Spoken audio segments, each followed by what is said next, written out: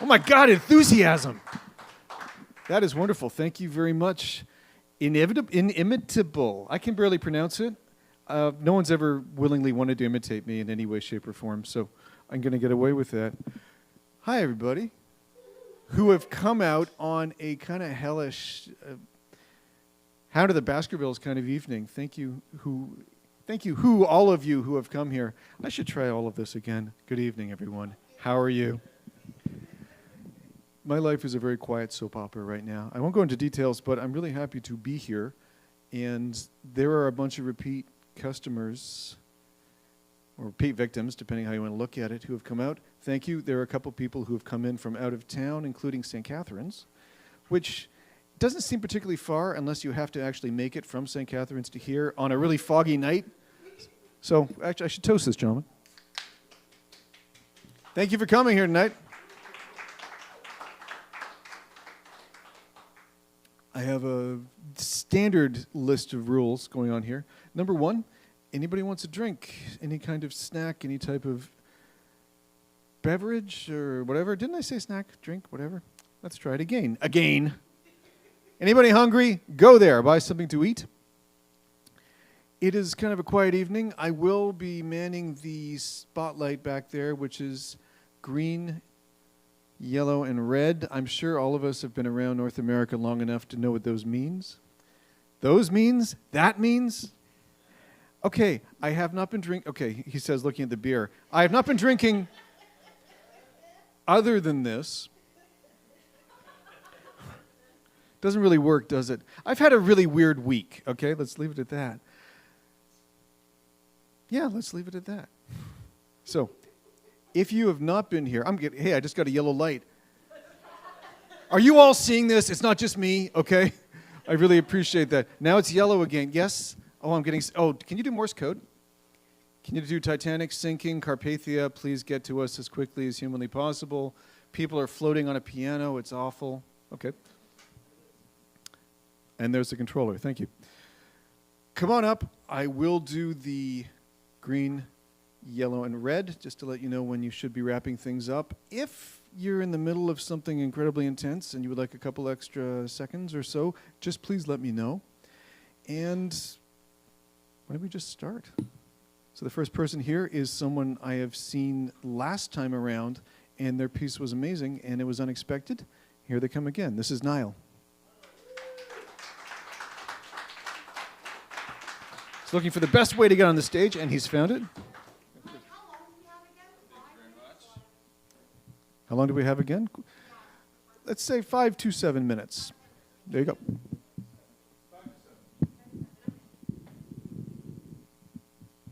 There you go. That's a little better. Hi, everyone. Hi. Last month was my first time doing a story time, and I really enjoyed it. If you were here, I told a story about a small town in Quebec called Wakefield and how I dealt with a squirrel problem. Tonight, part 2 of my Wakefield series. Like last week, every word of the story is true, but none of it actually happened to me. All these stories happened to a friend of mine, and I've just told them over time, and it's far more impressive to my audience when I insert myself as the protagonist. So that's the version I'm going to be sharing with you tonight. So I spent a number of years in Wakefield, which is a small town about 30 minutes outside of Ottawa, just on the inside the Quebec border. I lived opposite the town. There was the Gatineau River between us, and behind me in my house was the beautiful Gatineau Mountains, the hills and then the mountains. I had a beautiful view of the town, and that summer I resolved to build a deck on the other side of the property so I could look at the mountains, and I enlisted a friend who was going to come up and help me for a few days to build it. On the morning that he was to arrive, I'm sitting on my porch facing the town having a coffee, and a bear walks beside the house. And I notice out of the corner of my eye, it takes a look at me, starts walking towards the fire pit. I back up quickly into the house. I was born in the city, raised in the city. I wasn't really sure what to do. So I called the local police in Quebec, and we didn't have to dial 911. We had the direct number, and in Quebec, I believe they're called the Sécurité. So I called the Sécurité.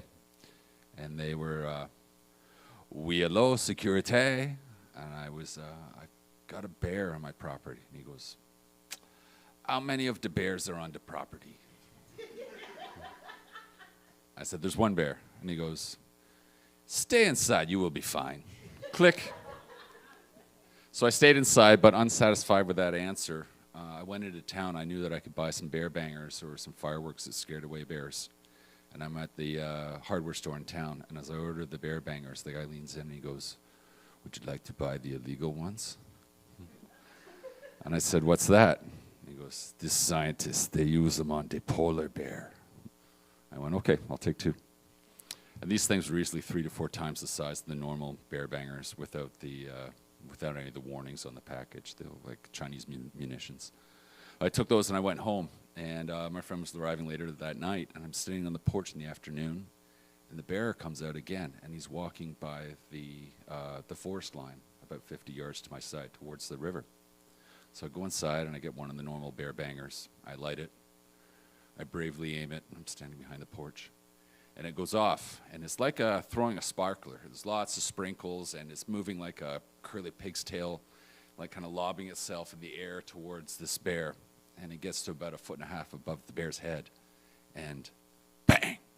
Really loud bang. Scared me, scared the people of Wakefield right across the river, terrified the bear. The bear went flying into the air, legs akimbo, landed on his back, sprinted in the forest. And when my friend arrived a few hours later, I was still giggling about this, and I related to him. And beer in hand, he says, we should try one of the illegal ones. And I was, well, we can't do it facing the town. It's too loud. We'll go back to the house. And so back there, we lit it. I aimed it about 150 yards towards the tree line. Took my stock, aimed strong, true. And this thing went off like a rocket. There was piles of black smoke. There was screaming noise. It accelerated as it crossed the open ground. It hit a mighty pine. It went flying into the air. It exploded like an artillery shell. The trees around it, all the branches kind of waved back from the force of the explosion. There was a burn mark on the mighty pine, and I swear, about 150 yards away, I felt the sound wave hit my face. It was like a little puff of air. We got scared. I was like, oh my God, Sécurité, they're going to be coming. I'm going to be the next Canadian Timothy McVeigh. We hid inside the house, and we said, let's just stay quiet. We'll wait for the cops to arrive and try and explain us the way out of this. They never arrived. The next 3 days went fairly quickly. We were working on the deck, and at the end of the 3rd day, my friend left, and it had been a long week, and I remember going to bed early that night. At about 2 o'clock in the morning, I heard thumping on the steps of the deck. So I woke up and I wondered if my friend had actually got stuck and was trying to come back and come to the house. So I go through the house, and through the kitchen window, it was really black outside. I flicked on the lights facing the deck. And there in one corner was the same bear in a judo pose, staring me eye to eye. I was like, oh! And I looked over, and his much bigger friend had grabbed a spare 2x4 and was standing on his back legs with it over his head going, ah! I panicked. I switched off the light. I backed up. I went, oh my God. Called the cops. Do. Sécurité, help. Sécurité, hello, comment ça va? How can I help you? There's 2 bears on my porch. One of them's got a club. How many bears did you say there were? I said, there's 2 bears. One's got a club. I think he knows how to use it. He's got ill intentions. The bears, are they inside the house? No, they're on the porch and they've got a club. Call us when they're inside the house. Click. Thank you very much.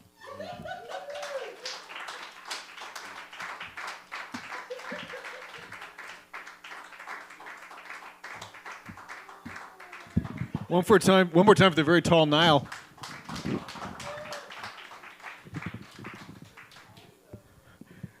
I like the idea of the shock waves knocking the trees down.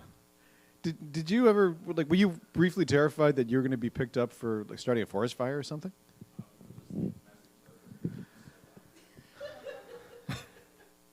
As long as it's not a forest fire, I think you'll be fine.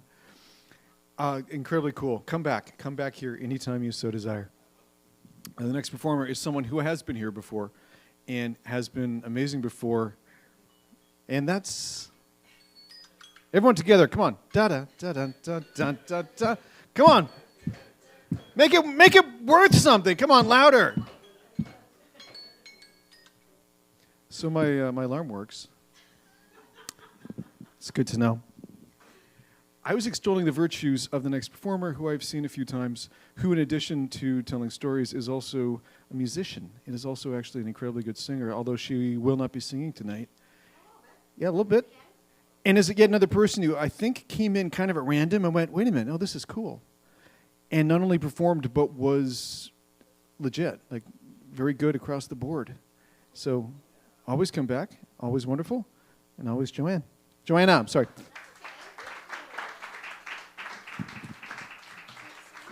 Good hike. Hi, everyone. First, I just want to start off just by thanking the space. My mother came out to share one of her written works last week at Jen Frankel's Right On, Right Now, and she's an author herself, and her first time reading her pieces out loud, which is incredible. So thank you, Mike. Thank you, Jen, for hosting this incredible event for authors, writers, storytellers, poets to share their stuff. So I'm going to start off with a trigger warning about my piece tonight. My piece does talk about gun violence, and it is based off of true stories that I went through. So just a trigger warning, it's a little bit emotional, and I'm not able to finish the story via words, so I'm going to finish the story via song. All right?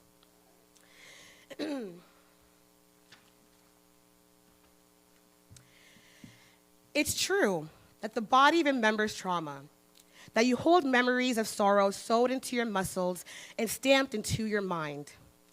My traumatic memories are prisoners, locked away and only accessed by reaching the deep cellars of sadness. My first experience with gun violence felt minor. I was at York University's pub night on a Thursday when the whole campus was alerted that gunshots were fired in our cafeteria. I was drunk with my friends at the bar as the bar closed its doors for a campus-wide lockdown. My first thought was, nah, a gun fired out in the open? Fake news.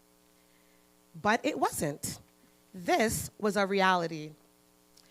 As a young 20-something-year-old, I was sort of happy to have an epic story to bring to my classmates, but even more happy to know that I had an excuse to be excused from completing and submitting any assignments for the following day.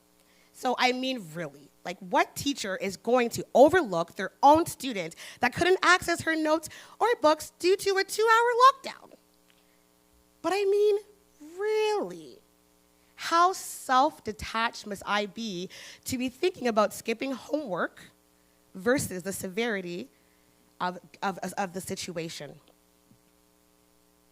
My second experience with gun violence was far from minor. I was mugged at gunpoint in my third year at York University. I was a student studying in the prestigious acting conservatory program. Keanu Reeves and Rachel McAdams are two well-known alumni that studied in my program.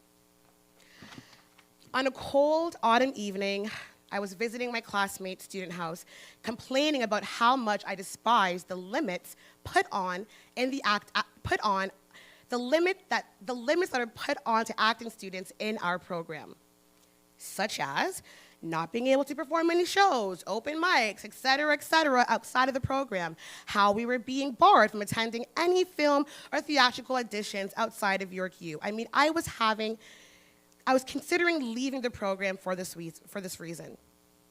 After an emotionally charged conversation, I walked home at 11 p.m.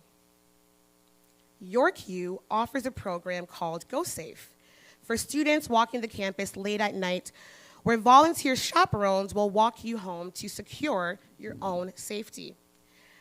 However, years before I enrolled at York, the off-campus student housing was no longer considered a part of York U's campus. So I could not call Go Safe. I had to walk home alone. I entered the York U's campus village, walked along the sidewalk. In the distance, I could see a security guard walking towards me. As he got closer, I noticed he looked kind of funny. He was swimming in his yellow security jacket, as it was a way for him to conceal his weapon. He had a small frame, and his arm dangled in the jacket. This, I knew, he was hiding his weapon. His jacket dangled way past his fingers. He was a young Somali teenager, no older than at least 19 years old. As I walked past him in the opposite direction, he made a total 360 and started walking step by step right next to me. The alarms rang in my head. The danger was near. The young Somali man swooped around me and pulled out a gun, pointing it straight into my face. That was a cold, hard day. He shouldn't have stopped me like so. I was just on my way. I shouldn't have been out alone. Now I've been stopped by this dangerous guy. What does he want and why? The heavens part in the sky. He looks ready to take my life. Guns out, hands up. This is a stick up. Guns out, hands up. This is a stick up. I want to let you know that I did survive that night, obviously. I'm sitting here, standing here. Yes, round of applause for that. I think I also want to very much thank the TV show Grey's Anatomy for teaching me about how you can, help yourself when you are in front of an intruder.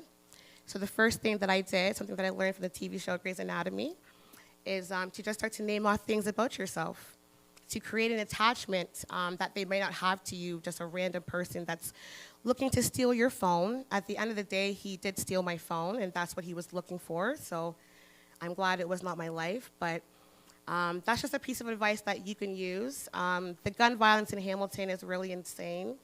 I do have other stories of me being, a victim of gun violence. So just want to share the advice to you. If you are in front of an intruder, name off things about yourself. I started to name, my name. I go to York University, what I was happy to do tomorrow morning.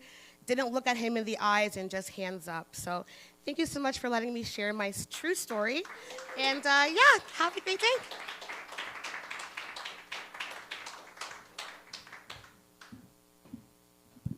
Should go without saying. One more time for Joanna, please.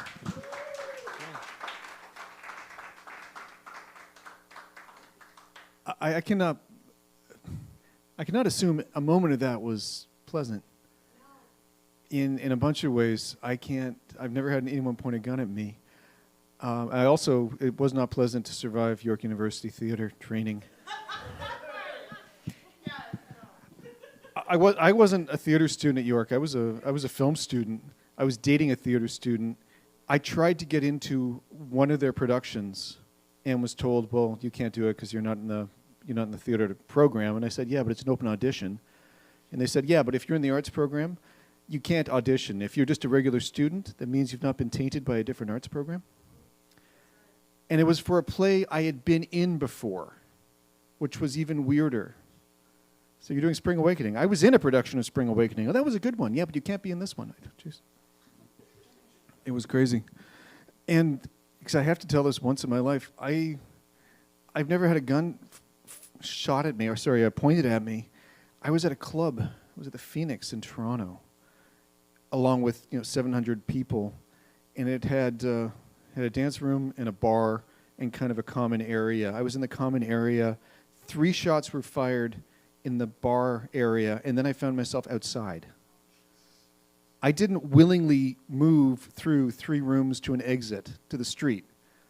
The shots went off, and there wasn't a panic, but 500 people, 600 people, just kind of in one unit, moved to the street and looked around going, "How did we get here?" I can understand the adrenaline. So to actually have something pointed directly at you must have been terrifying. That's an amazing story. Thank you for telling it. I'll tell the other ones some other evening, okay? Cool. When I started this, I mentioned that someone came in all the way from St. Catharines. He's about to come up here. This gentleman, I have not seen him here, although apparently he's been here a few times. He was nice enough to reach out to me, and I was one of the people on his podcasts talking about storytelling. And I think it's going to be cool to have him here tonight. So this is David DJ Roy.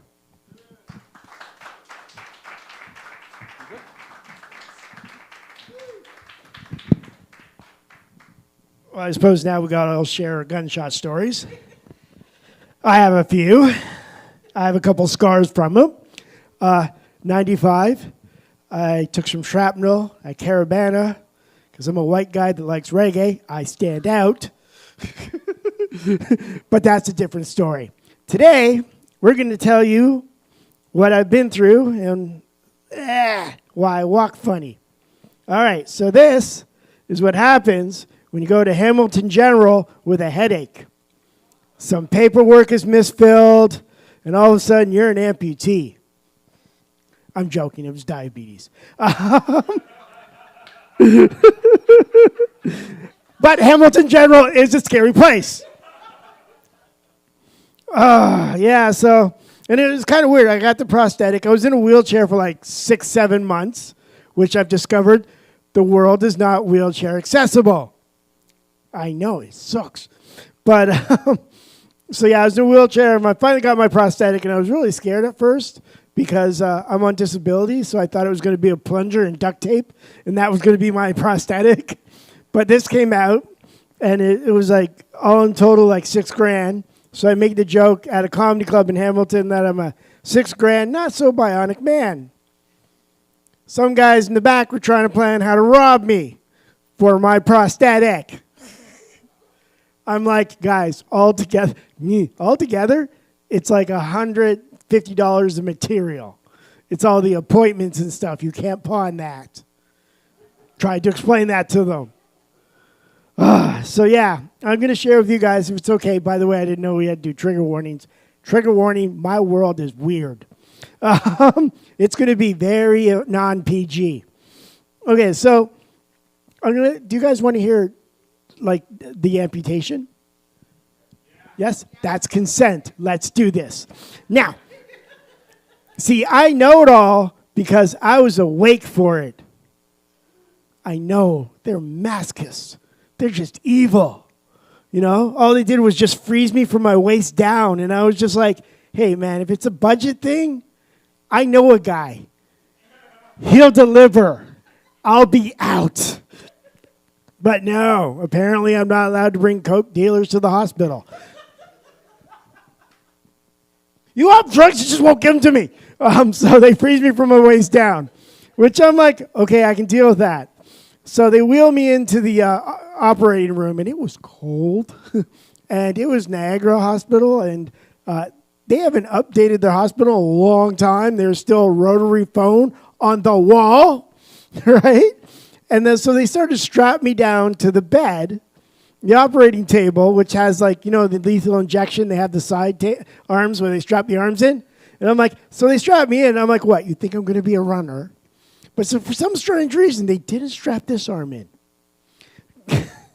Think about it for a second. Okay, so I'm looking at the rotary phone at this point going, okay, at any time now, please ring and have the governor tell me coming times that I'm free to go.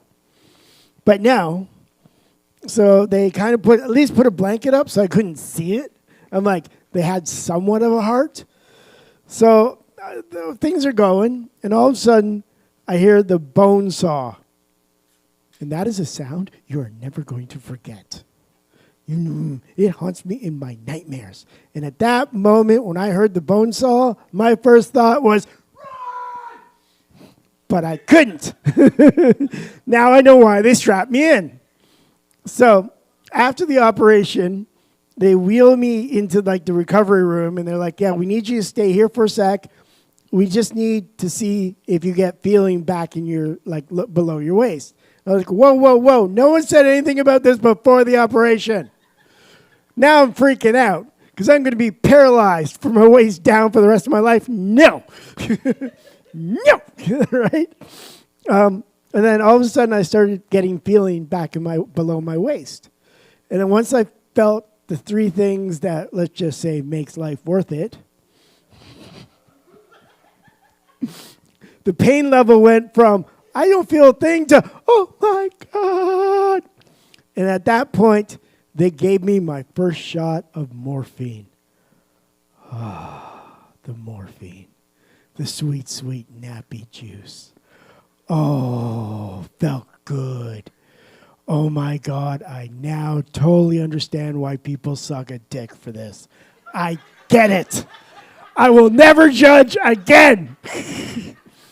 But all of a sudden, as I'm feeling really good and melting into the bed, a voice I'd never heard before goes, don't get used to this. Don't get used to this. And I was like, who are you? I'm the voice of your responsibility. And I'm like, where have you been most of my life? Where were you in my 20s? Where were you in my 30s? Hell, where were you yesterday when I signed up for this? But that was, yeah. So eventually it took me a while to recover. I healed a lot I healed pretty good. I've heard horror stories of like stitching, busting open, stuff like that. So I was in a wheelchair for 6-7 months. And that was great.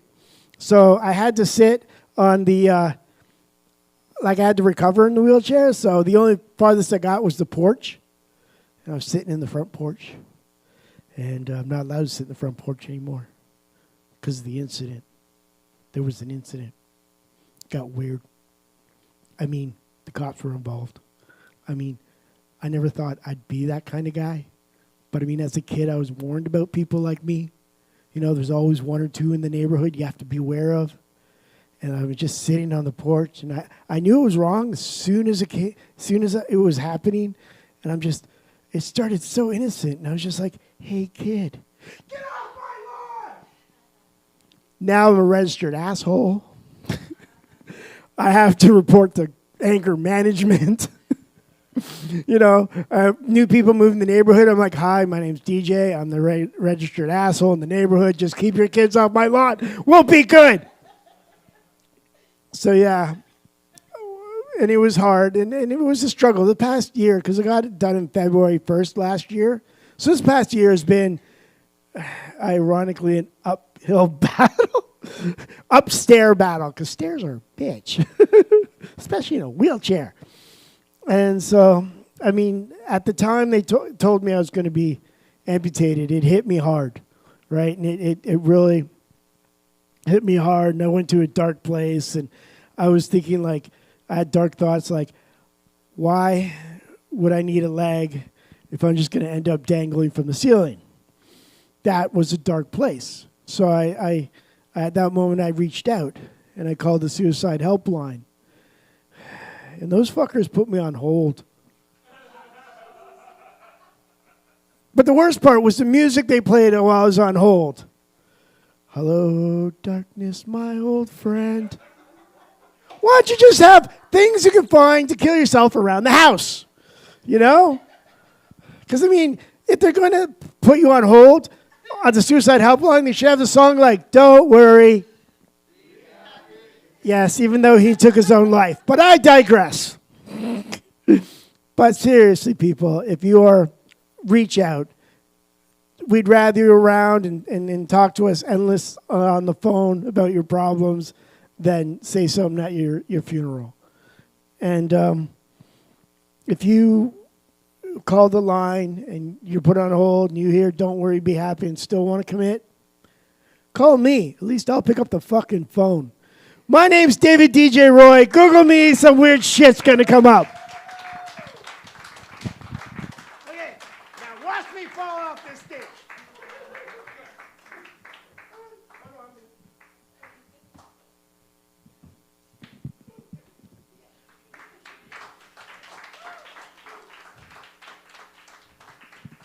I really want to say, give this gentleman half a standing ovation. Oh, I did say it. Oh, shit. Okay. No notes in any way, shape, or form. Wow. Thank you for being here, figuratively, literally, logistically. And what color comes after black in terms of humor, man? That was wonderful. Thank you. Come back. Yeah, absolutely anytime. Have me on your podcast again. I can tell dirty stories. I'll need permission from various people in my life, but yeah, I'll do it. Next performer is someone I met here who is good. She has and also has an event for storytelling and poetry and various other things here and at a different location in Hamilton. She might mention it. And she is wonderful. She is incredibly talented. Apparently, I knew her 6 degrees of separation through 2 or 3 other people who went, oh, yeah, you know her? Yeah, I've run into her. She's very nice. Yeah, she is very nice. That's the best introduction I can do. She's very nice. She's about to come on stage. Jen Frankel.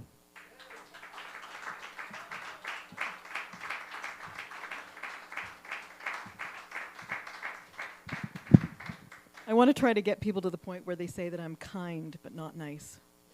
I think that's the best way to go. Yeah. Well, no, I just have to work on my kindness that comes out in ways that are not nice. Because I think so far my kindness comes out in nice ways, and that's just not how I see myself. I feel like I want to be a worse person than I am. If anybody has any, maybe I'll take notes tonight and see if maybe we can do some gun violence stuff. And I think I'm going to tell a gun violence adjacent story. It's not really gun violence adjacent. It's military adjacent. This also takes place up near northern, the part of Ontario that people who live in the south of Ontario think of as northern Ontario that isn't North Ontario at all. It's like around Ottawa, Petawawa. I was living on base Petawawa, just off the military base with a military policeman, just after the Somalia inquiry, if anybody has the context for that. I was the only person in my house who didn't have military clearance.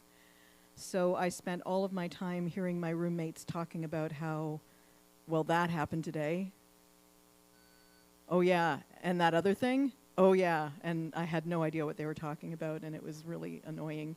I was dating a guy who was in the military. I'd been living in Montreal as an artist in a sublet situation, which I suppose is about like the most artistic thing you can do is like sublet from another artist who's going to New York to try to be a artist and ending up in a sublet in Montreal, and then dating a military policeman because he was a friend of a friend, and I moved to base Petawawa in the middle of winter, which is not a very happy thing to do.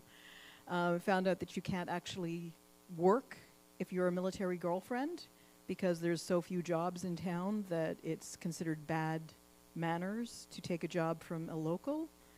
So I, who received no money from my military boyfriend, was basically stuck in Petawawa with no friends except the immediate housemates and nothing to do except drive around in my car and go to Pembroke because that was the nearest place you could get a good coffee.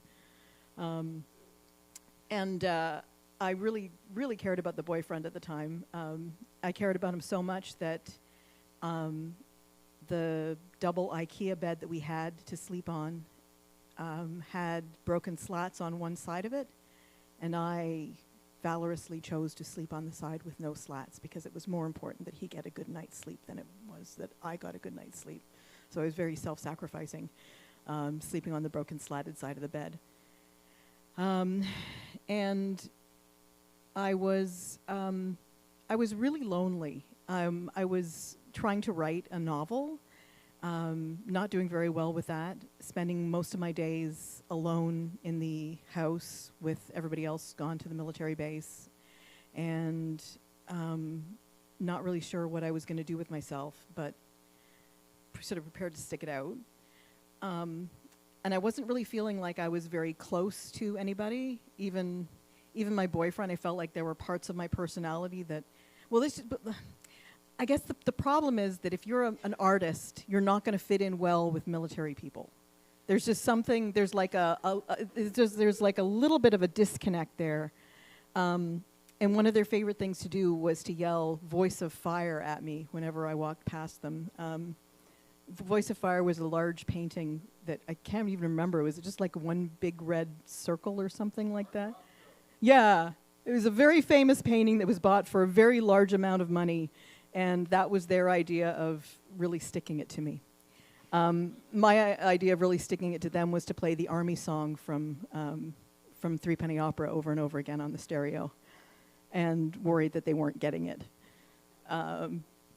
But one day I got a call from my family, and this was a little bit strange because it had been 3 years since I spoke to anyone in my family. I'd decided that my family was a problem for me, and decided that I wouldn't speak with them because it was less painful to not speak to them than it was to speak to them. But they contacted me because my budgie had died. This might not seem like a big deal. My budgie was 21 years old. If you know anything about budgies, you know that they live to 12 or 13 years old. They don't live to 21 years old. My budgie had been my, sad to say, best friend all the way through high school. He sat on my shoulder. He sat on my book when I was reading. He sat on the piano when I played. He sat on my shoulder most of the time, and he was my best friend. I told him everything. And finding out that he died was about the most difficult thing that I could have imagined. I think I lost my grandparents with less pain than losing my budgie. He'd been with I'd been living away from my family for about 2 years at that time. I hadn't been home. I hadn't spoken to anyone. I'd thought about my budgie a lot, but I hadn't actually seen him. And he died without me ever having seen him again. I was really upset. But the worst part of it was knowing that it was going to look really ridiculous to everybody in that house that I was really upset about my budgie. So before anybody came home from work, I went out to the liquor store and bought a small bottle of vodka. And then I drove way down to a remote lake that I knew about, and I drank most of the vodka. And then I came back to town and got another small bottle of vodka. I went back to the house. I made a pot of coffee. I put the vodka in my pocket, and when everyone came home, I proceeded to continue doing what I've been doing all day, which was pouring vodka into coffee and drinking a lot of vodka, and trying really hard not to cry. And eventually, it was just a really, I don't even know how to describe the feeling of not being able to cry, because you know that nobody's going to respect the fact that you're sad. And that you're crying, if you cry, then it's just going to make you more unhappy somehow to actually cry than it would to keep it in. So instead I got blind drunk and passed out. And in the morning I came clean to my boyfriend, at least, about what I'd been doing and why I'd been so screwed up the day before. And he was actually really kind about it and let me cry. But that was the only night I can remember sleeping in Petawawa where I was not conscious of the fact that those slats on the IKEA bed were just as fucked up as they were. So that's my story about the death of my budgie. And I left my boyfriend not long after. I just couldn't take the lack of communication we had. He was a really good guy, but we just were not meant to. We were not meant to be. But yeah, so I hardly recommend not being in Petawawa in the middle of winter, especially if you're an artist. And that's my story.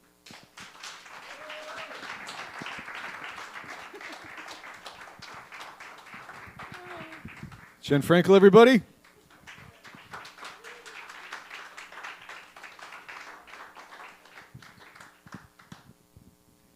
I know it's several decades late. I am sorry about your budgie. 21?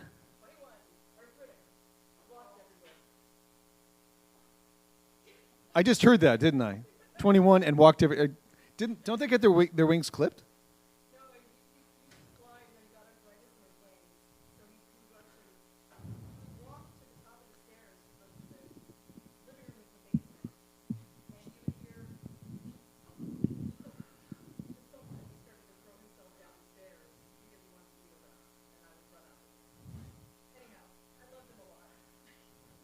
That was kind of funny and really sweet and really sad and really bizarre. Which is why I love Jen Frankel, because she will tell stories like that. So thank you very much. Okay, what we had tonight, we've had dead budgie, amputation, gun violence. It was a great night. Oh, two bears. I'm sorry, two bears and ordnance. The illegal ones there. You want to use the illegal ones, eh? I better think of something cool by the time I get around to it, because I can't really counter any of this. The next person who is going to come up he is kind of my favorite people to edit on video, because his sentences are very, very precise. So I can probably choose 5 or 10 seconds of anything he says, and it will always look great. It will always be incisive. And he is here tonight with his brother, I think. We'll find out in a second. This is Eamon.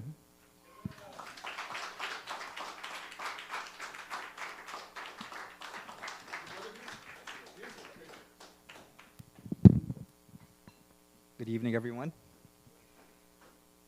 So I'm just going to preface this by saying I'm going with the theme of the room, okay? If you thought that the person who does stand-up comedy usually on Thursdays is here to make you laugh, you're sorely mistaken, okay?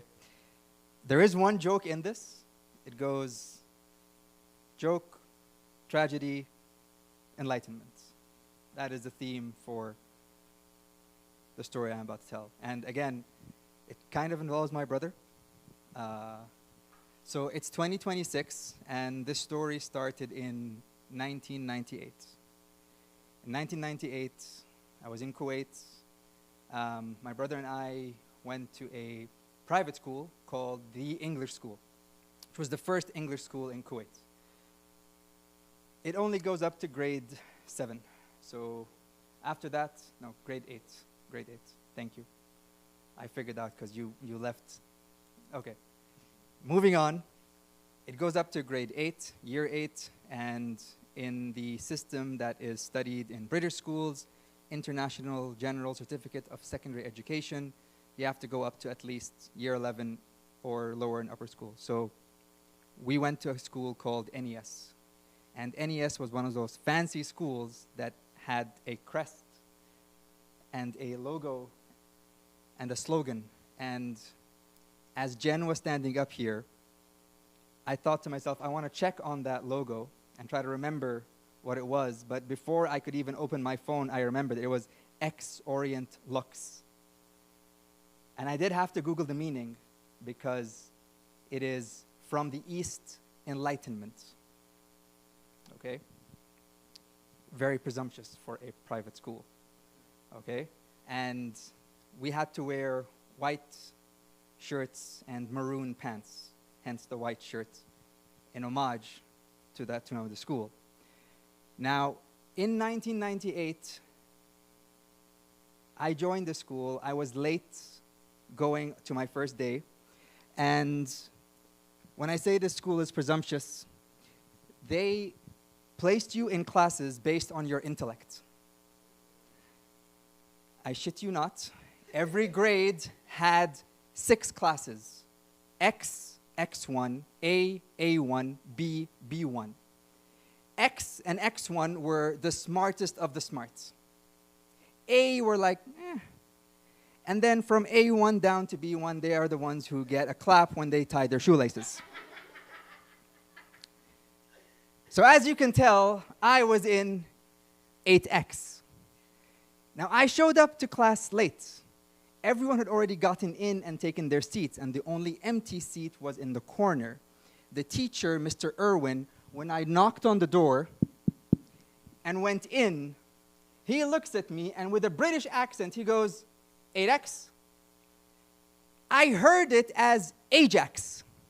So my first thing as a new person in a school was correcting teacher and saying, no, amen. That is when I knew I wanted to be a stand-up comedian.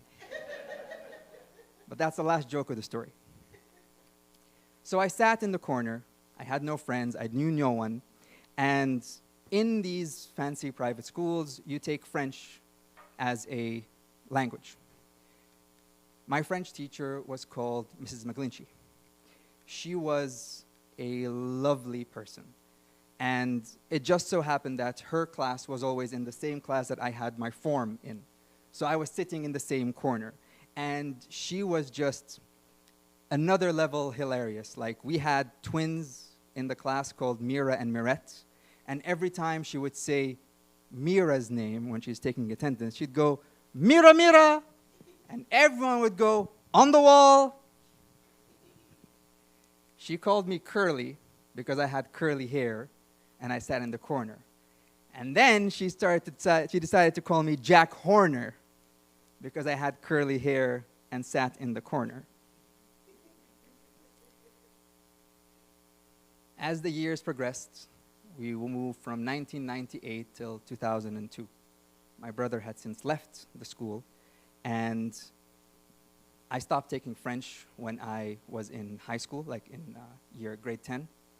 And I was grade 11, sorry.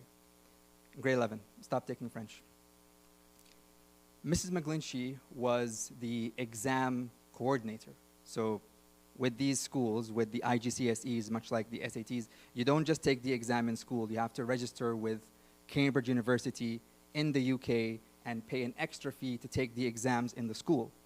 So I'd paid for a couple of exams, and I had to go and see her in that same form class during break to pick up the paper which has my seat number for those exams. Now, as you can recall, I was telling you how Madame McGlinchey, Mrs. McGlinchey, was very full of life, and she was always joking and always making us laugh. So when I went to her, and I'm standing across from her, and I'm telling her that this is my name, and she's looking in the papers to try to find my name, she couldn't find my paper. And I could hear her mumbling, and then I saw her do this and lean back. In my mind, I'm thinking, classic Mrs. McGlinchey, she's trying to do that, "Oh, I can't find your paper" bit. But as I'm standing here and looking at her, she leans back and she continues falling. She continues falling, and I hear her head thump against the floor in the same classroom where I first started at NES. And I didn't know what to do. There were other people in the class, all Egyptian, by the way, because we had a special thing going at that time. And I don't know what happened, but I remember running to the principal's office because it was break time, and I'm just frantically trying to look for someone to tell that Mrs. McGlinchey fell in class. I found Mr. Keach. He was the head of secondary school. And I looked at him and I said, "Mrs. McGlinchey fell." And he said, "Where?" And I told him to come with me. I said, "It's in that class." I think at the time I remembered the name, the number of the classroom. And he got the secretary to call the hospital, and he runs there. Now, in the school, sorry, I might go a little bit extra. In the school, there was a student named Aiden. Aiden was Mrs. McGlinchey's son.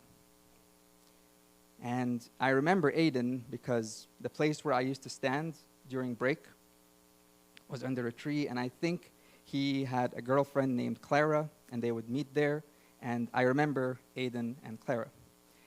So I'm standing in the playground, and I'm looking up at the staircase where the ambulance is in the school on the playground, and they're bringing Mrs. McGlinchey down, and across the playground, I see Aiden. And a biology teacher by the name of Mr. Johnson saw this, and he interjected to go towards Aiden to take him away. That is not where the story ends. The reason I mentioned Aiden and the reason I mentioned Egyptians is because there was a girl in that classroom named Aitan.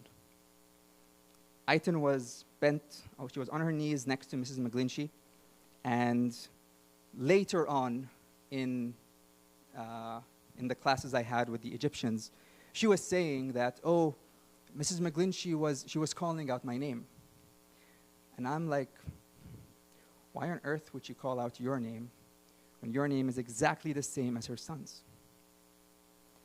Now, it just so happened that because I'm a millennial, I was on Facebook. And when we're on Facebook, you add a lot of people as friends that you may not have actually been friends with. And one of those people was Aiden. Aiden did not have an easy life after that incident.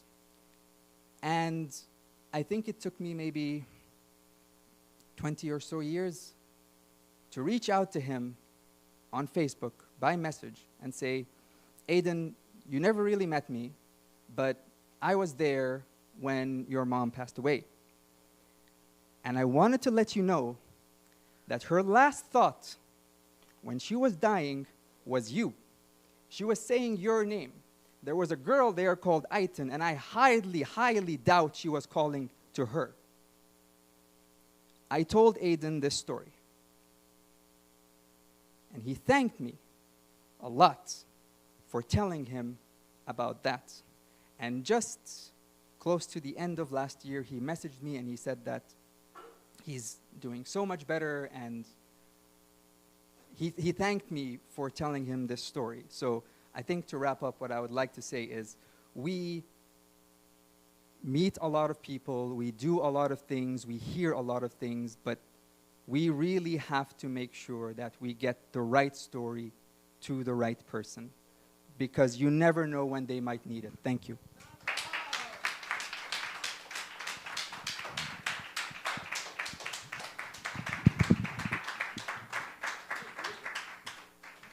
One more time for Raymond, for obvious reasons.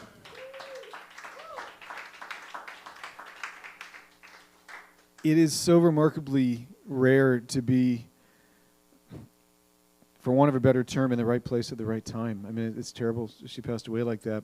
But knowing that last piece of a puzzle and being able to put someone's mind to ease decades later, I mean, that's remarkable. And it's incredible that you had a chance to do that. So that's beautiful. That's why I always want you to tell stories, because you always bring up something I can't expect. As does the next performer, who, I'm not giving away any spoilers here, is the brother of Eamon. Whenever I cut trailers together for this presentation, I always cite them as brother and brother. And I have no idea what this guy's going to talk about. It'll be interesting. This is Akram.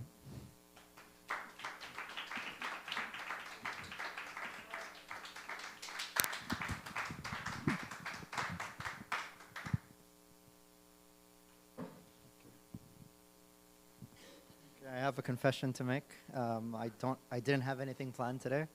I had a long day of work, and on my drive back home, my brother called and said, "Hey, you want to do storytelling today?"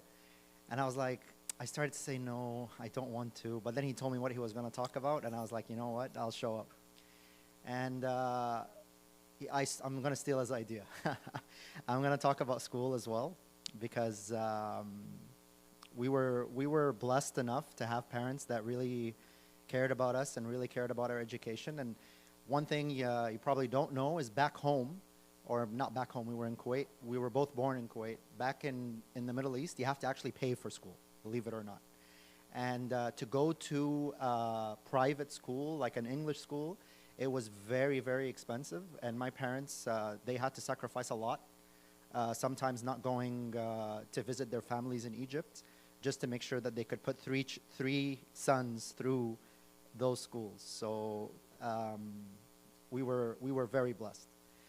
It was also it was amazing to grow up with so many cultures. And back when we were children, we didn't really care about like what your religion was, what your color was, nothing. We were just friends, and we were just we just loved each other, and everybody got along. So it was great.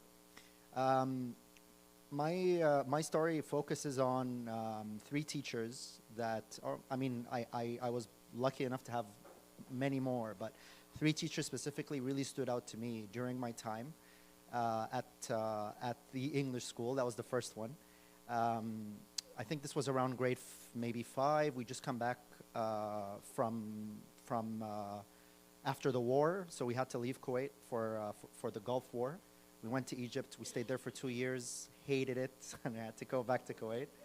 So yeah, when we were back in school, I remember my first. I think he was my first headmaster, principal, but they call him headmaster in the British system. His name was Mr. Brian Arrington, and that man taught me so much. He taught me so much. He was so charismatic. We'd have like assemblies every week. So on a Wednesday, the whole school would gather around, and he always had this storybook, and he'd read a story every single week, and the whole school, I mean, you can imagine, like, all the way from kindergarten to grade, at the time, I think we only went up to grade 6, but everybody was there. You could drop a pin and you would hear it. Everybody would just hang on every single word he said. He also had this thing where every week he made it a point to ask every teacher to nominate one person from the class for the week. So he'd be like the best student for whatever reason during that week, and he would make it a point to give them a handwritten letter telling them exactly what they did and why they were up there, and he would make it a point to celebrate this person in front of the whole school. So one day we just got dropped off. We were walking into school. I was walking in first, and Ayman was walking behind me. And I saw this water tap, and it was open. So instinctively, I just went and I just made sure that I just closed it. Didn't think anything of it. It was totally normal. I would have done it any time. And Ayman kind of walked after me, and he kind of like made sure that, you know, it was closed. So he was in his office, and he saw us do this. And he sent us somebody to say, hey, Mr. Arrington wants you in his office. And I was like, oh my God, what have I done? Like, you don't get called into the office unless you did something wrong, right? So I walk into the office, and he's got the biggest smile on his face. And he's telling me, like, listen, I just saw what you did, and I think it's amazing that you did that. And he had this big box of sweets, and he just opened it, and he offered it to me. He said, pick whatever you want. You can have more than one. And Ayman was there, too. He called Ayman, too. And then I thought that was it. And then on the Wednesday, assembly time, and he calls us by name, and he, like, after all the awards were given, he made it a point to tell the whole school what we did and to celebrate us in front of the whole school. And it was just the best feeling in the world, because he instilled something in us, I think, that we'd never forget. Yeah. Yeah. And then I remember years and years later, when he was leaving the school, I walked into his office, and I just wanted to tell him how much I'm going to miss him and how much I've learned from him. And I just broke down in tears. Like, I couldn't, because this man, he meant so much to me.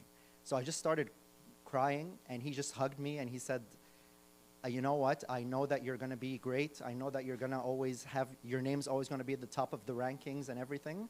And I know that every time, if I ever come back to the school, I know you're always going to be like one of the best students here. At the time, I was like sports captain. I was house captain year after year. I was a really good student. But anyways. Yeah, I was. I'm not going to lie. I was. But I lost contact with him because I think Facebook didn't exist until after he passed away. I think I heard he got cancer. And that was a really, really sad moment for me. But second teacher I wanted to speak about was my English teacher. Her name was Miss Allison Holloway. Not really, I don't really have a lot to say about her, but she's the reason why I think I had so much confidence writing and speaking English. Like, every time somebody sees me here, I think she gave me this gift of loving English and loving grammar. She made me a grammar Nazi, 100%. I'm not going to lie. I always point out little grammar mistakes, so that she lives on through me. But she taught me to love this language, and she made me feel like I was better at it than the English people that were in my class. So I would write a poem, I would write a story, and she would make me read it in front of everybody, and she would comment about how amazing it was. So she gave me this love for English at such a young age. And I remember when I went to high school, when I went to the new English school, my English teacher at the time looked at me, and he just assumed. He's like, okay, how long did you live in the USA? I was like, oh, I've never been to the USA. I was like, what? You speak perfect, like you speak English with a perfect American accent. I was like, yeah, it's just TV. But no, like she was one of the main reasons why I love this language. And I remember one thing that I really feel I'm gonna always regret to this day, is when she asked me, like, why are you leaving the school? Because I had to leave, right? Like Ayman mentioned, grade 8 was the last year I had to leave. So she asked me, I don't know why she was asking me, why do you want to leave? And I said, oh, I just want to leave because I want to get a better education. And I kicked myself every time I remember saying that, because I was getting the best education with her and with all the other teachers in that school. And it's just one of those things that you just regret saying. She also died, I think cancer as well. And then finally, the one teacher that I have so much to say, so many stories to share of, Mr. James Norrish. He was my form teacher, and then he became my history teacher. And again, he gave me this love for history. Back in that school, we were doing ancient history, so we were doing Greek history, Roman history, and he just made me love it. And he was such a nice guy. We started out as like enemies. I showed up on my first day at grade 6, and we just didn't click. Like I felt like he was sexist. I felt like he was always favoring the girls over the boys. And you know, at that age, like, oh no, you can't do that. And it kind of boiled over when we were playing rounders, which is the British equivalent of baseball. And he said that I was caught out, even though I clearly wasn't. And I was like leaving, and I just like, I stuck my tongue out. I went like that to the girl who caught me out. And he saw me, and he was like, get out of here, and he yelled at me. And I was like, I go to school, I go to back to the classroom, and I'm so pissed off. I'm like, how could he do this to me? And I was like, I made it a point. I was like, okay, I'm gonna go to Mr. Arrington, and I'm gonna tell him that Mr. Norrish is being so mean to me, and he kicked me out of the game, and I didn't really deserve it. I wanted to do that, but you know, I talked myself out of it. Later on, as I was playing, I was running, like, we became really close friends, and one thing that he did that really stands out, I lost my badge. They give you a badge for being house captain, and I was running around, and I must have dropped. So I was sitting in my class, like I had the weight of the world, and he saw it. He could tell. So in his regular, like what he usually does, he tried to joke and lighten the mood. So he's like, oh, are you in love? Did you get your heart broken? And I'm like, I'm super pissed off, and I just don't want to talk, and I'm not feeling it. So he goes out of the classroom, and he calls me outside so that nobody else sees this. And he starts asking me, like, what's wrong? And I didn't cry, but I was so upset, and I told him, I said, listen, I lost my badge, and I feel really, really bad because it meant so much to me and stuff. And I thought those things were irreplaceable. So I go inside, and he's like, okay, don't worry about it, I'll fix this. And I don't know what he did. I think he just went to the office, and I think he just asked for another one. But I'd like to think that he somehow found mine. And he just came to me, and he put his hand in my pocket, and he said, so you said it was in this pocket? And I was like, yeah. And I put my hand, and it's there. And I was like, oh my God. And he was like, don't worry about it. Like, I don't want to see you that upset anymore. I don't want you to be upset. I hope you're happy and everything. So I know my time's up. I wanted to speak about 2 other teachers, but it's okay. Everybody had this impact on me that in many ways, those 3 teachers really, really stood out. And I just want to say that it doesn't matter. Like last time I was on here, I talked about how parents and how your parents sometimes teach you lessons without knowing, but teachers are also such an important part. And I really feel like teachers are underappreciated, and they're the unsung heroes that really do shape our children and really help us grow up to be the best versions of ourselves. And I just wanted to give a shout out to all of them. Thank you.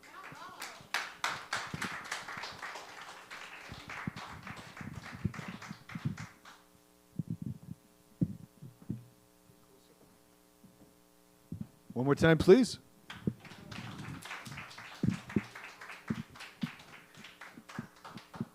I'm so envious whenever anyone talks about teachers that made a big influence in their life, because I think out of all the teachers I have maybe two. And it's not the other ones were terrible. It's just that I either felt very forgettable, or I just watched them and thought it's like watching a really well-rounded, I can't say this sentence, a really well-wound clock. Like you watch clockwork, and you can think, okay, all those gears fit together and it does exactly what it's supposed to be. Most of the teachers I had did that, and they were not people. I only ever had one or two, and that would be a long story I can't get into. But to hear about it, I always found it really touching. So thank you for telling these stories, both of you, for going into that detail. The next person who's coming up, we have a slightly, very slightly similar background in that I know where she used to live. My dad used to live in that area. And it's always struck me as a very small, very insular kind of community. So to meet anyone from that area, I keep thinking, okay, I understand you. I understand the weirdness and et cetera. And I'm very happy she's going to be here tonight. So this is Shelley. Come on up, please.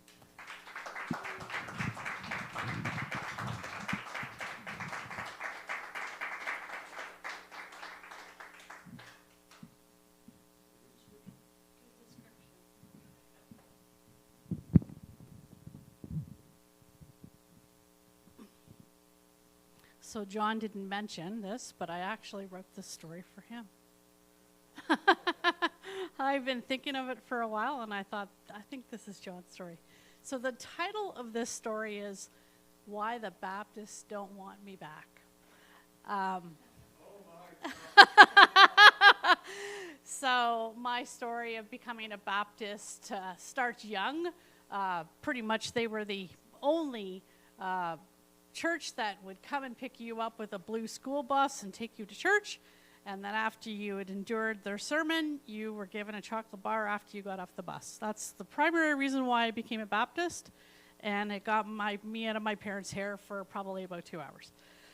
But as a Baptist, you sort of got sucked into some of their comparable clubs that other groups have, like brownies and such. And so we had Pioneer Girls. So Pioneer Girls was very popular at my church. We did a lot of fun things. We read a lot of Bible verses, and we sang a lot. So we started learning all these really fun songs, which have come into great value to me as an adult because I could be a children's entertainer. I mean, what 3-year-old does not love the skunk song, which starts like this? Well, I stuck my head in a little skunk's hole, and the little skunk said, why, bless my soul, take it out, remove it. And I didn't take it out, and the little skunk said, if you don't take it out, you'll wish you had. Take it out. Ooh, I removed it. That makes every 3-year-old audience adore you. And then there was other songs they started teaching us, like rounds, like the fire's burning, the typical fire's burning. But we also learned, make new friends, but keep the old. One is silver and the other's gold.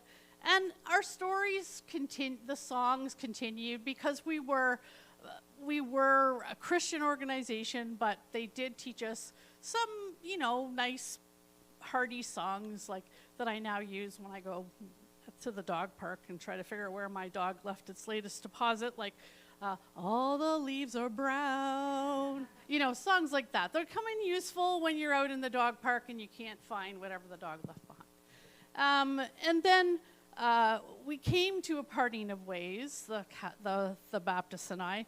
I was 16. And they were telling me, we have to go to other countries and tell them about Christ. They'll never know. And I'm like, that doesn't make any sense to me. I said, I think that Jesus would maybe have it on the ball, and maybe you've already told them, and maybe he came a different way. And that apparently is blasphemy. Apparently. So they didn't want me anywhere. But it's okay because I sort of took what they taught me with me. And so a lot of the songs that they taught us, I now belt out regularly as I'm picking up garbage. I was caught this week by my garbage picking up. I go a-walking after midnight out in the moonlight. And sadder songs like this one here. I have to keep the words because it's such a hard song to remember. I close my eyes only for a moment, and the moment's gone. All my dreams pass before my eyes with curiosity. So the songs, they stay with you and they become a part of you. But my best recollection of songs and singing is when a friend and I decided we would secretly break into the hospital in London, Ontario, and they just built this beautiful atrium. And we were like, we bet we could go in the atrium and sing for 2 hours and no one will know that we're not supposed to be there. And you know, she was right. We were in there for 2 whole hours. I'm telling you that she was in transition at the time, so she would try to sing Eagles songs, and she'd be doing okay. Like, she'd keep the tone, like, right tone, and all of a sudden she'd crack, and I have to cover for her, right? So we had a great time. We sang Eagles songs, and then I started to notice all this administration around the edges of the atrium. And the security guards walked past us like 7 times, but never said a word. Never said a word. Like, they thought we were supposed to be there. And I was like, you know what? I'm going to belt out a really great song for this atrium. And I bet you 5 to 1 there's a bunch of Baptists up there in that atrium on that 2nd floor. So I started. And I'll tell you, the acoustics were incredible. And this is how I'm going to end. But you can just imagine this massive atrium with probably, we had an audience of about 50 people. Some of them were stuck waiting for a specialist, so I don't think they were really audience members. But this is the song that I sang, and I actually got a standing ovation. And then we realized, like, we were way too popular, and we had to hightail it out of there. So this is the song again I sang. To God be the glory, great things he hath done. So loved he the world that he gave us his Son, who yielded and abideth the atonement of sin, and opened the life gates that all may come in. Thank you.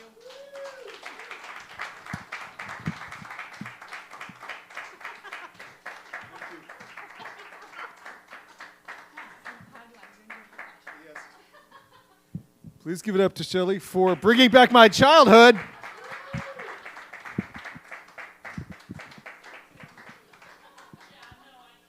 Oh, wow. That was remarkably weird. All kinds of weird touchstones. And every Sunday school song I ever had to sing has just come back into my head and will be there for the next 2 weeks.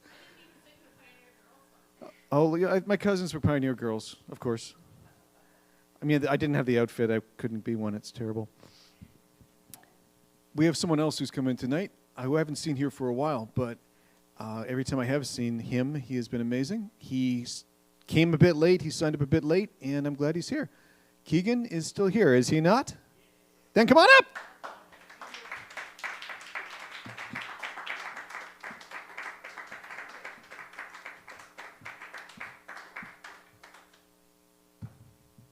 So just, I was really surprised with all the themes happening, and so Mike kind of mentioned that, you know, he's looking for that one kind of thing that kind of entangles them all together. And so, if it goes quick enough, I have 2 very short poems for you, and on the topic of, you know, gun violence and peg legs, I wanted to kick it off with this one. So please enjoy A Pirate's Sail. Come ye now, and gat her round. for a tale of treasure, death, and hands tightly bound. A captain clad red slurps his tea while overlooking the cannon galley. Beneath his brig is bountiful riches, a secret kept by loose-tongued snitches. For amidst the horizon on the seven seas trails a coal-black ship at tremendous speeds, with a crew whose hearts are so darkly tainted they match the ship so blackly painted. Within a moment silence was taken, the crack of cannons and souls forsake. But our captain, now ooze and red, surrounded by crew whom are all but dead. From out of the smoke steps a pirate so foul, his laugh be like a throated growl. He says, "We thank you for the spoil. You see, 'twas you who drank too loudly." The pirate spits tar and disappears back within the smoke, leaving our captain in red to choke. So be wary, for the things you say are the things they'll know, and you'll soon come to find who be friend and who be foe. Yo ho.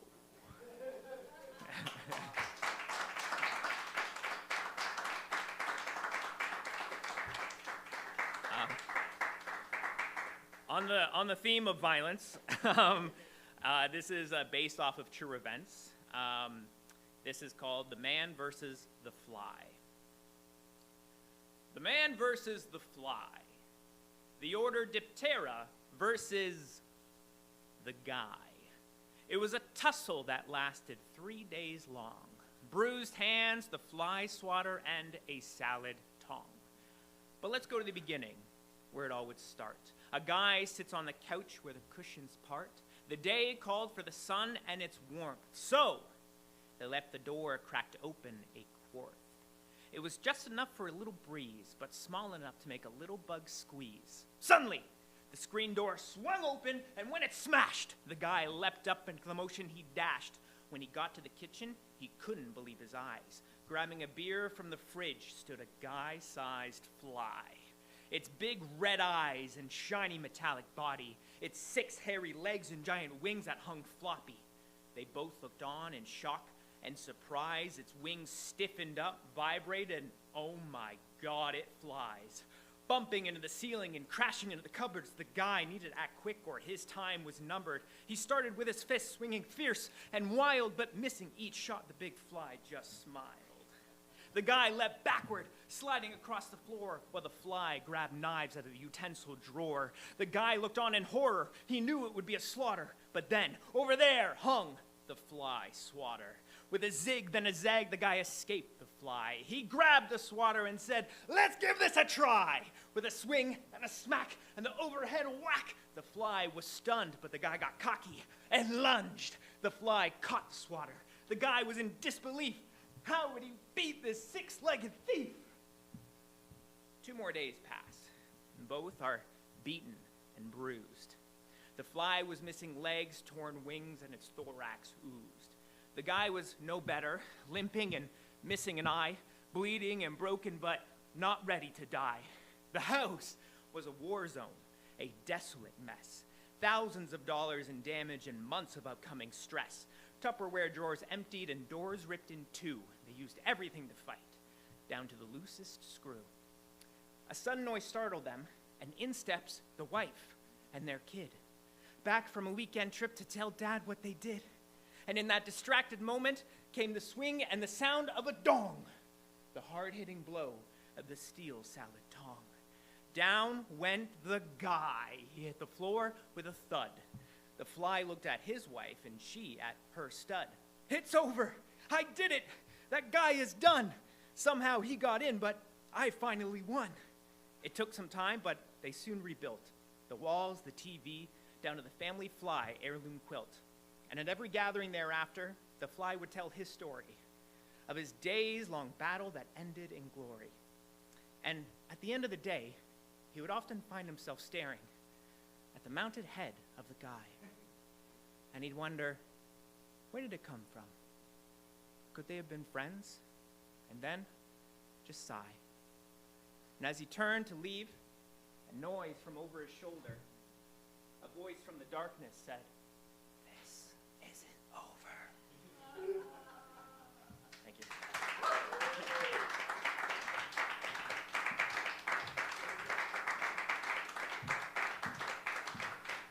Gain for obvious reasons. Keegan.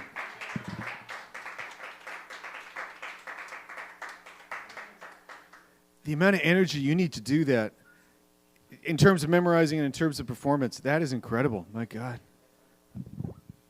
Okay, so we've had interesting array this evening. We have had death, firing, guns being aimed at people. We've had a sing-along, which is kind of the first. We have had references to education, to higher education, to the church, specifically the Baptists, and I have no idea what to do here other than to maybe bring up my brief career as a distributor of pornography. Hear me out. So here's the thing. I was around, oh, this is a hell of a start to this story. I was around 14 years old. It is March break, and I'm bored. I am a very pasty white boy living in the north of Toronto. There's nothing to do. It is the early 1980s because I'm old. That's pretty obvious. I get a phone call from a dude, and his name is Ian, and he goes, "Mike, you have to come to my place. I have something really, really cool." I said, "Okay." He said, "Yeah, bring Dave." Okay. So I get Dave. We go to Ian's place, and Ian does have something really, really cool. He has 60 glossy West German hardcore pornographic magazines. 60. And they leave absolutely nothing to the imagination, man. Like, this is the early 80s, and they're thick, and they're very, very shiny. And there are things in these magazines that I did not imagine were physically possible or desirable, but there they are in stunningly good focus, because, Germans, they have really good cameras, really great focus. And not only are they particularly explicit, they are ecumenical in their approach towards one's preference, okay? So there are gentlemen pleasing ladies, ladies pleasing gentlemen, gentlemen pleasing gentlemen, ladies pleasing gentlemen, and a lot of pictures of people taking care of business all by themselves. I had an entire education. Like what if the entire Kama Sutra was downloaded into your head in less than 15 seconds? In around 15 minutes, I kept thinking, you can't do. Oh, well, apparently they can. Oh, I want to do that someday. Yeah, not with him, but I don't know. Actually, it's making it look good, and we're looking at Ian saying, "Where did you get these?" And now Ian was kind of weird. He was very, very Catholic. I mean, obviously not Catholic. He had pornographic magazines, but he had this really big blended family. He had like 7 or 8 brothers and sisters because his father remarried, and it's really complicated. And we're looking at these magazines, and we're saying, "But these are incredible." And one of his brothers is there. This guy named James. James goes, "Guys, go for the pudgy ones. You know why? Because pudgy chicks are this nation's untapped resource of nookie." Okay, so perhaps not the portrait of sexual sophistication. I was 14, David was 14, Ian was 13. James, he was 33. Well, it's that big blended family. He's the older brother. He was in the Canadian Forces. He had been working at the CFB base in Germany. Thus, the magazines, which for reasons best known to himself, he brought back to Canada. This is where the distribution comes in. He wanted Ian and David and myself to take these magazines to downtown Toronto to the kind of used bookstore that sold used or previously loved pornography and to sell them on his behalf. Want to know why? Because he wanted to go to officer training school. He could not be seen walking into a dirty bookstore. Okay, I am 14 years old. I know nothing about anything other than the fact that this is a horrible, horrible idea. And we say, we can't even get into those bookstores. We're under 18. James is going, "No, you can't buy anything in those bookstores, but you can go in and sell stuff, I think." And the deal is we're going to take them downtown, and we would get 25% of the yield, and then we're not going to do it. Then he said maybe 35%. By the time it's 50%, he gives up.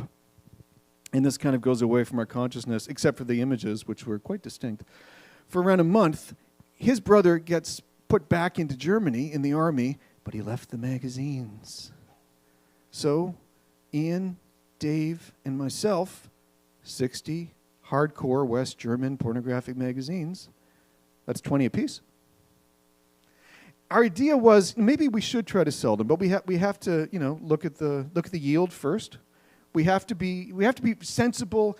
We don't want to sell a bad product, right? So we get 20 magazines, and we review them carefully for a while, and then we trade 20 to the other guy, and so on and so on. Good times, very, very good times. But all young love, eventually it gets to the point where it's like, it's not that we don't love the pornography, it's that, we're not in love with the pornography anymore. I knew that, you can make a case that pornography is desensitizing, and it's terrible, and it's bad mentally, and so on. Make that case if you want. We gave up these magazines because we started looking at the Porsche ads and the stereo ads with much more interest. How many times can you see someone dressed up as a naughty French maid and not think, I know where this is going? There's the butler. There's the pizza. Oh, yeah. Oh, goodness me. I wonder how this is going to end. So eventually, we thought, okay, here's what we're going to do. We're going to take the magazines. We will take them to school on a Friday, stick them in our lockers. At the end of the day, we go to downtown Toronto. We hit the used bookstores. If we can sell them, we will take the money and we will invest it in pizza and video games. If we can't get any money, we're going to either leave them all in a dumpster or we're going to distribute them on the subway so people have something to read on the way home in rush hour. And it was a great idea. And it would have worked, too. Except for one thing. By the time we had, the bloom was off the rose of the pornographic magazines, it was around May. It was close to the May 24. So we took all these magazines to school, 20 thick, glossy West German hardcore pornographic magazines. The thing is, I played hockey. David played hockey. We could not fit them in our locker because we had hockey equipment. So we have to give them to Ian because he doesn't play hockey. He's got all 60 in his locker. It's close to the May 24. Somebody brings fireworks to school, lets them off in the downstairs hallway. Boom! No fire, but a lot of smoke. Sets off the fire alarms. The fire department shows up. And we all know what this means, don't we? Locker check. We all go to our lockers. We open them up. Gym teacher is walking up and down, saying, open that bag. Okay, Derbecker, open the bag. David, open the bag. They get to Ian's. He's got 3 Adidas heavy bags at the bottom of his locker. He goes, okay, what are in those? He takes them out. And we've parceled them into parcels of 5. So he opens a bag and he takes out stack after stack after stack after stack after stack of West German glossy hardcore pornographic magazines. Gym teacher looks at him and goes, oh my God, Ian, you're a one-man orgy. Abbreviated, that comes down to the OMO, which was his nickname for the balance of junior high and university and high school. And I saw him around 5 years ago. He's out. He's perfectly respectable. He's gone into investment banking. I met him at the bank I used to work at, and I said, hey, it's the OMO. And for a moment, he's like, oh, forgot. And then there was this moment of pride. Because if one man had to do it, he was that one man. That's my pornographic story. Thank you very much.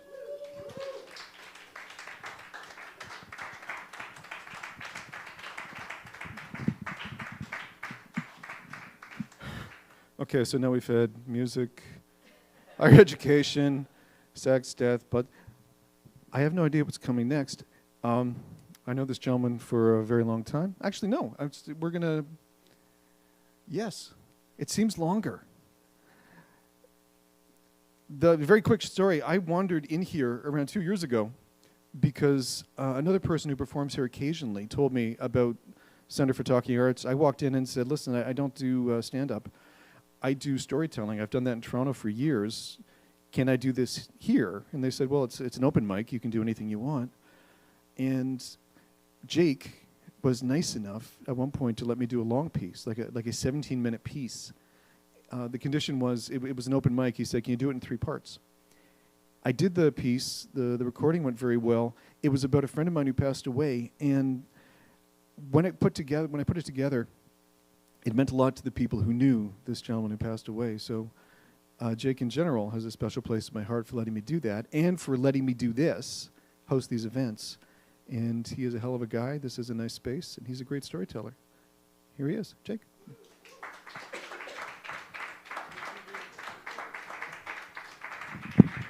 Thanks, Mike. I think he's overselling it. Yeah.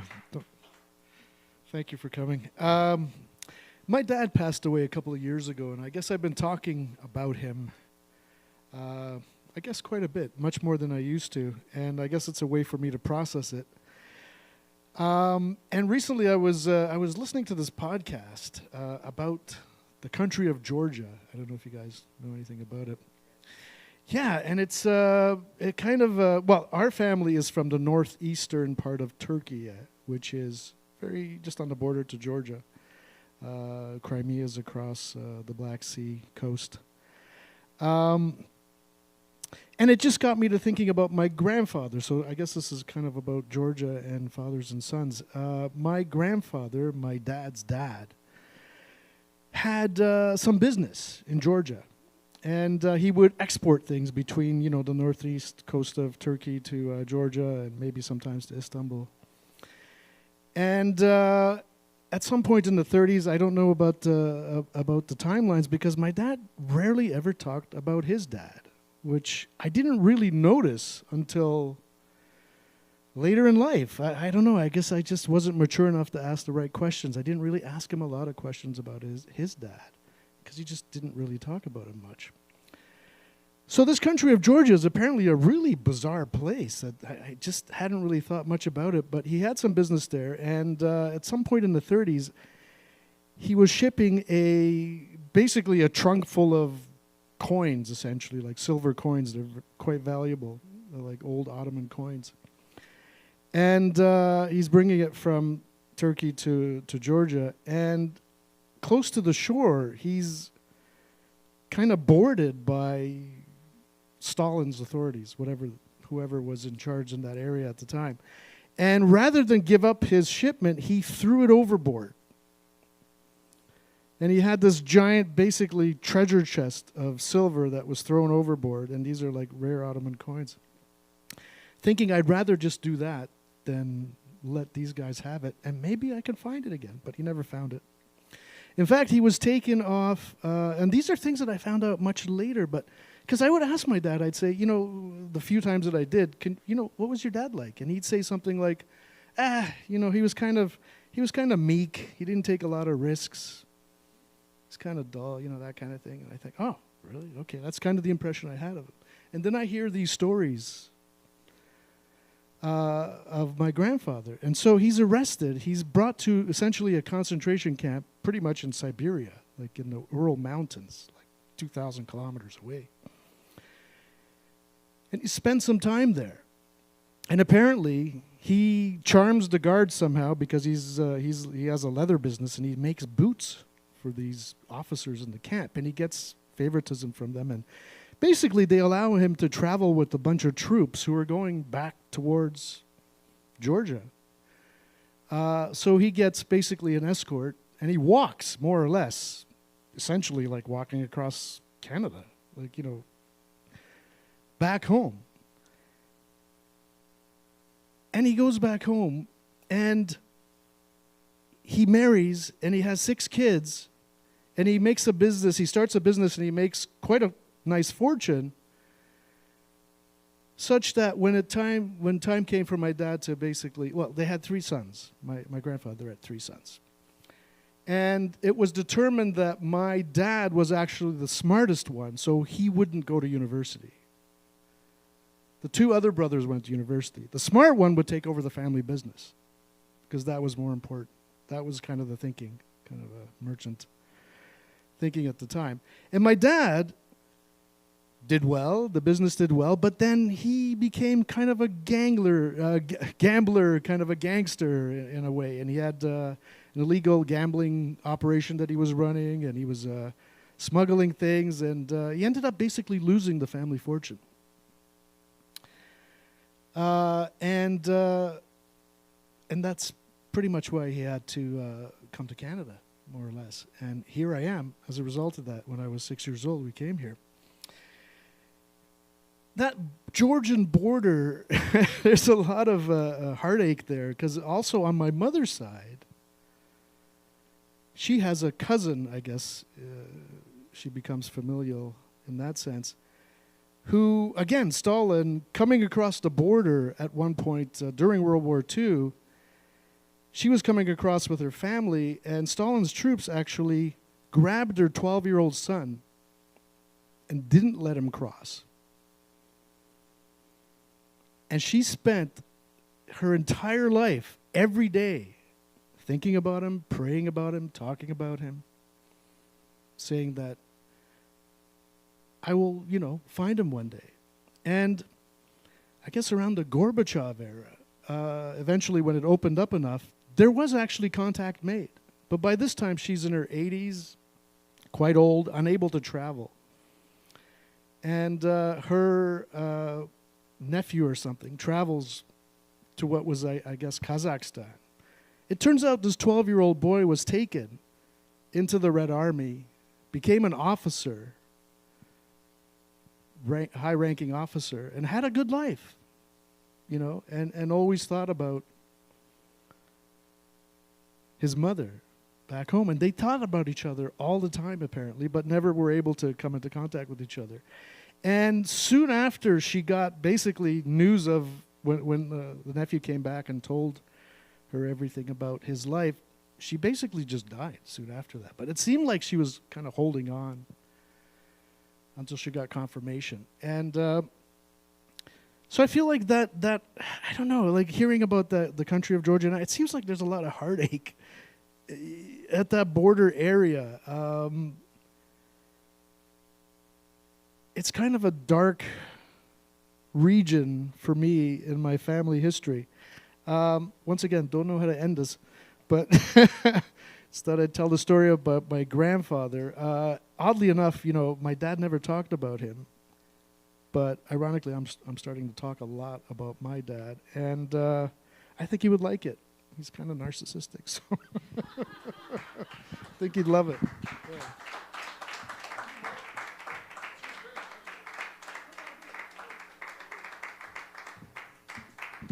Jake, one more time, please. I think you might see my point that anything he says takes you places you did not expect you would be. And yeah, again, this is a wonderful spot, and he's great for letting us do it, and you get stories like that. Last performer for this evening, I have known for a long... I've given this introduction 5 or 6 times now. I'm to keep trying to think of something different. I worked with Brian in software in the 90s. And I understand his mechanism. It took a couple decades, but it was worth the effort. When I was performing in Toronto, he came to see me a few times and then began performing, and is nice enough to come out here from time to time. Another person, I have no idea what he's ever going to say, but everything he does say lands beautifully. So, final performer of the evening, Brian Theriault.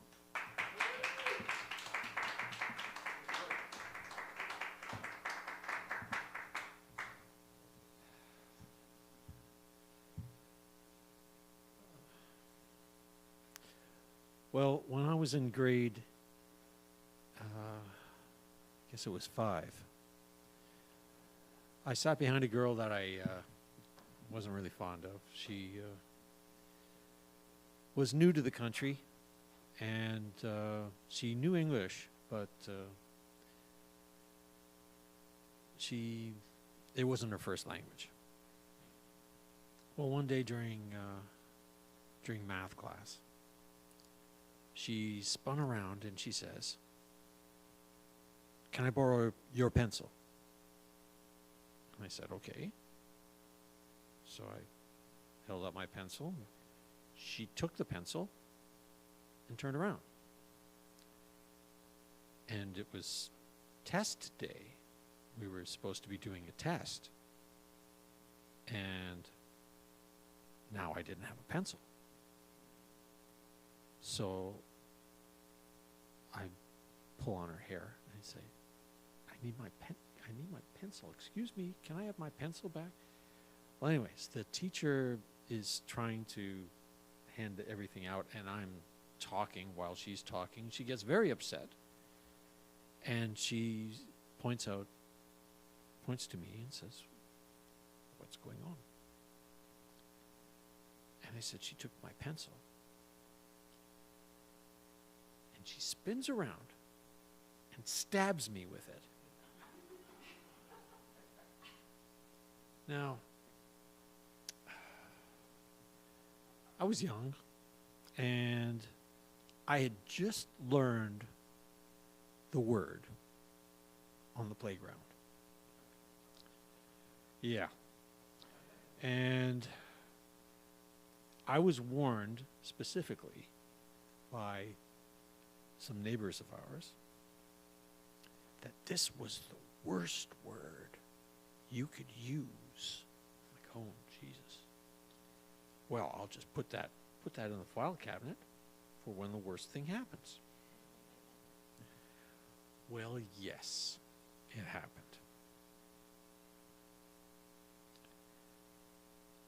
And I used it. And the teacher didn't really seem to understand what the word was, but she did understand how half of the children in the classroom reacted when I used that word. Well, that night I got beat up. She had a lot of cousins. A lot of cousins. I got beat up that night. I got beat up every night after school for 2 weeks. And they were bringing them in from like all over the place. Most of them didn't really understand English very well at all. And it was strange. They seemed to like walk up and they'd be talking to each other about me. I didn't understand what they were saying. I had no reference to their language at all, but you know, they kind of begrudgingly go, oh, well, you know, we're here. Might as well beat them up. So, you know, again, right in the beginning, I had no idea what was going on.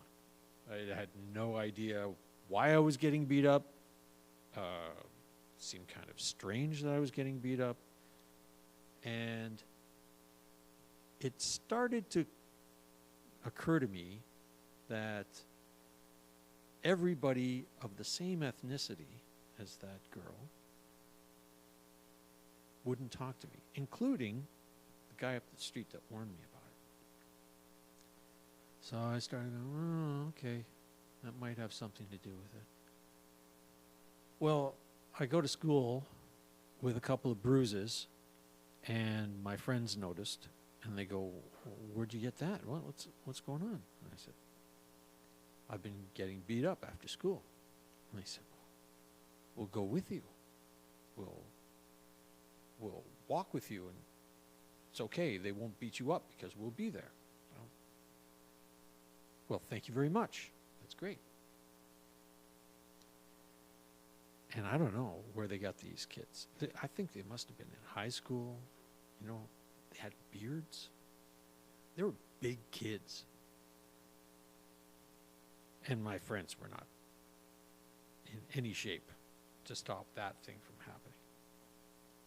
But one of them had the good measure to run over to the local church, which the parking lot of which we were standing in. And they got the priest to come out and break the whole thing up. He asked me some questions and managed to figure out what had happened. And he took it upon himself to track down the aggrieved and to go to their church and make a point to get this thing to stop, which I was very grateful for. You might wonder what that word was that I used. I had called a Ukrainian a Slav.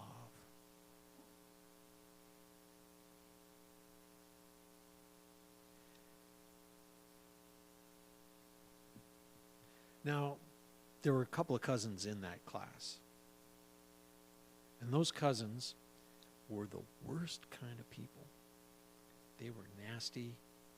They said the cruelest things to people, specifically making fun of the teacher.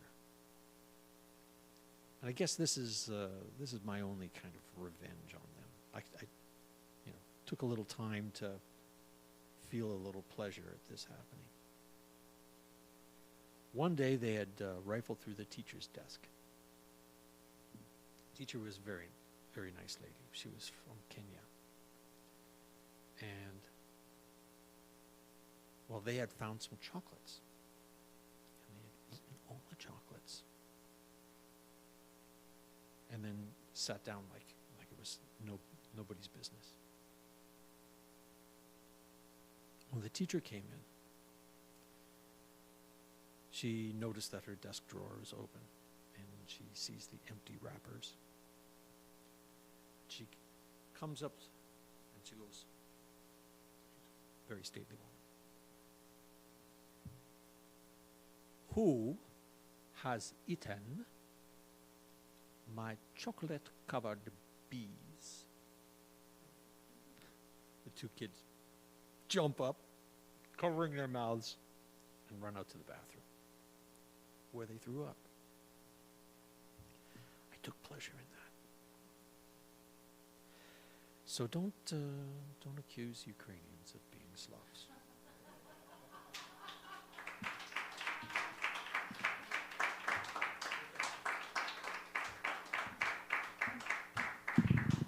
And for the last double applause, please, Brian Terrio.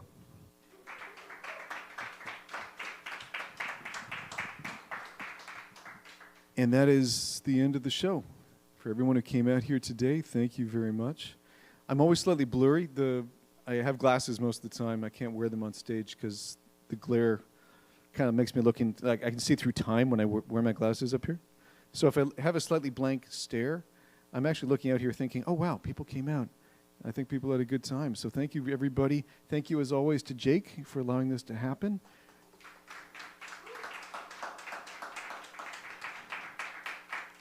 The stream, the video and live stream has been taken care of by one of our performers, by Jennifer tonight. So the show is over. The bar is still open for those who wish to indulge. And we'll be doing this again next week. Sorry, not next week, next month. For everyone who's come back for 2 or 3 times in a row and performed, thank you for doing it. Bring more people and come back, and that's about it. Have a good night, everyone. Cheers.